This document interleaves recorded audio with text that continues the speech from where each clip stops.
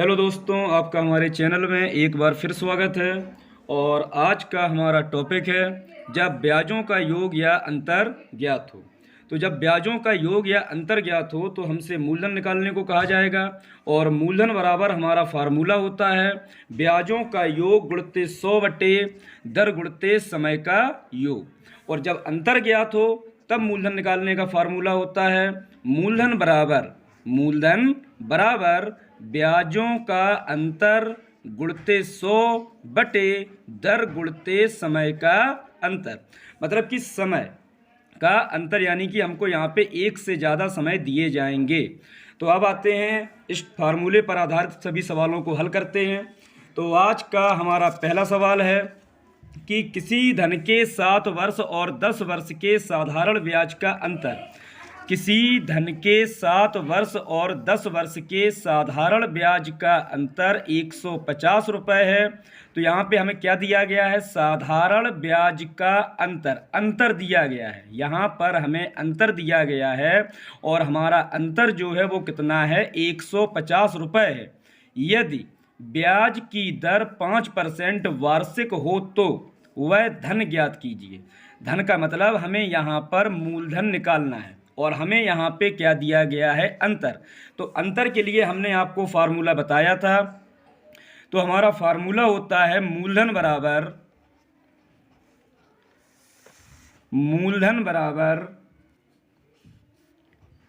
ब्याजों का अंतर, मूलधन बराबर ब्याजों का अंतर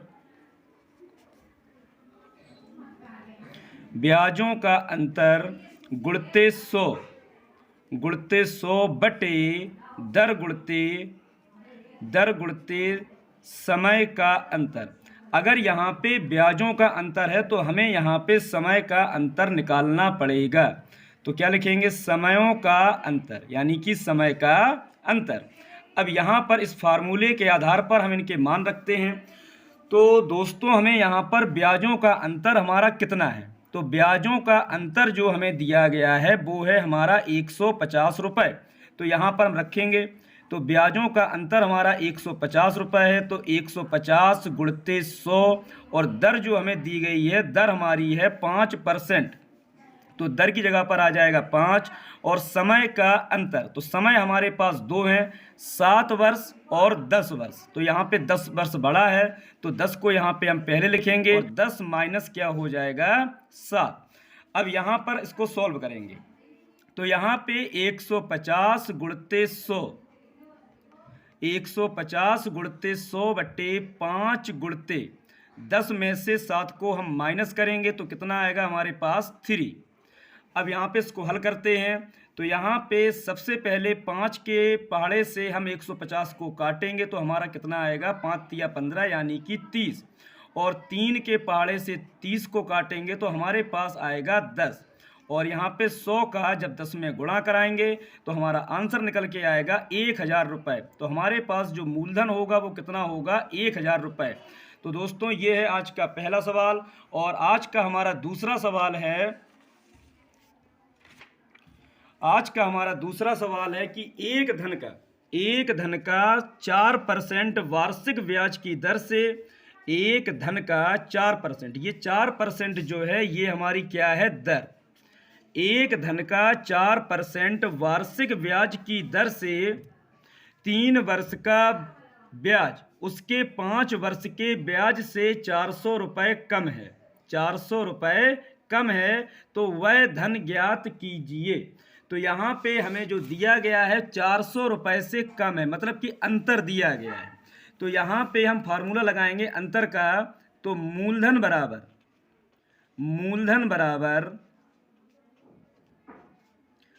बराबर ब्याजों का अंतर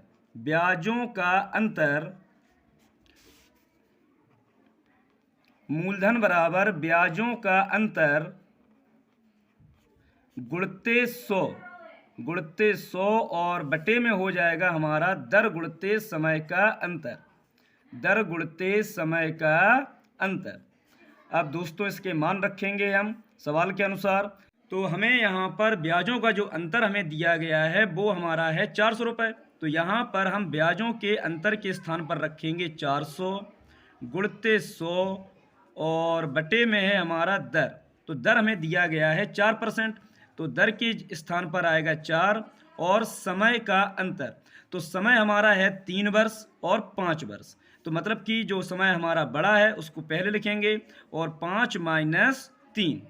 अब इसको हल कराएंगे तो हमारा जो होगा 400 गुणते 100 बटे 4 गुणते 5 में से 3 को जब हम माइनस करेंगे तो हमारा आएगा 2। अब 4 के पहाड़े से 400 को काटेंगे तो हमारा आएगा काटने से 100 और 2 के पहाड़े से जब 100 को काटेंगे तो हमारा आएगा 50 और 100 का जब गुणा हम 50 में कराएंगे तो हमारा जो मूलधन आएगा वो आएगा हमारा 5000 रुपये। तो ये दोस्तों हमारा आज का है दूसरा सवाल। और अब चलते हैं आज के तीसरे सवाल की ओर। तो आज का हमारा जो तीसरा सवाल है, किसी धन के 6% वार्षिक दर से, किसी धन के 6%, तो यहाँ पे जो हमारी दर है वो हमारी है 6%, तो जो हमारी दर है वो 6% है। किसी धन के 6% वार्षिक दर से 3 वर्ष के ब्याज और 6 वर्ष, यहाँ पर जो हमारा पहला समय है वो 6 वर्ष है और जो दूसरा समय है वो हमारा 3 वर्ष है। तो ब्याजों का योग 270 रुपये है। तो वह धन ज्ञात कीजिए, मतलब कि इसमें भी हमें मूलधन निकालना है। तो यहाँ पे दिया क्या गया है, हमें यहाँ पर दिया गया है ब्याजों का योग। तो यानी कि हमें यहाँ पर योग का फार्मूला लगाना पड़ेगा। तो मूलधन बराबर जो हमारा फार्मूला होगा, तो मूलधन बराबर ब्याजों का योग, मूलधन बराबर ब्याजों का योग